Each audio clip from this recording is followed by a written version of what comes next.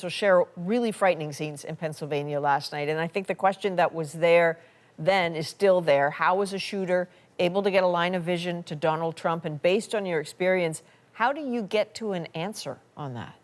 That's a question that will linger, unfortunately, for a very long time. The what ifs and how. How did this happen? I can recall many times when you're doing an advance, you always race through your head on the what ifs. What if this happened? What if that happened? What if?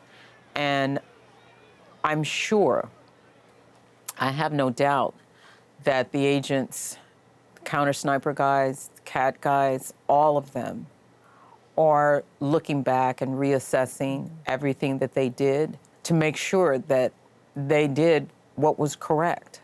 Can you help us to understand how exactly the Secret Service, secures a perimeter ahead of time? You talked about doing advance work.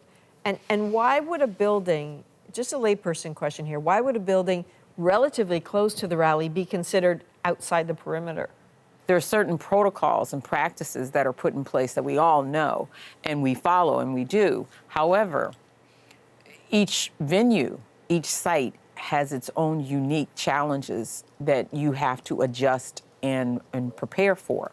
A plan is put together, and that plan is put together by the detail, by counter snipers, by CAT, there's several entities involved. Mm-hmm. You're working with other outside law enforcement entities. You're in joint operations. This is not something that just took a week to put together.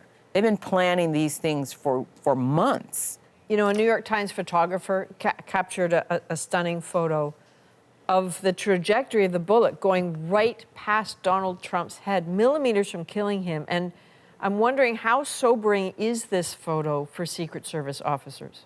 Becoming an agent is not a job. It's not a 9-to-5 job.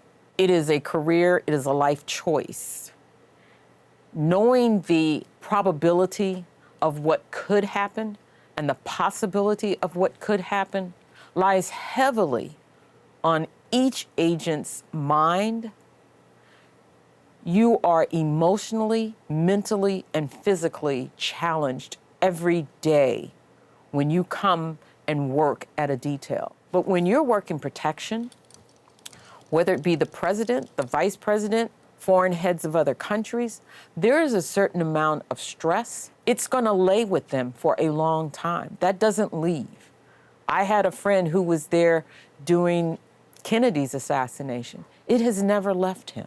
What do you think Secret Service agents, what sort of conversations will be had about what needs to happen or what needs to change in the very near future, heading into the RNC, heading into the DNC, heading into the rallies in this busy run-up?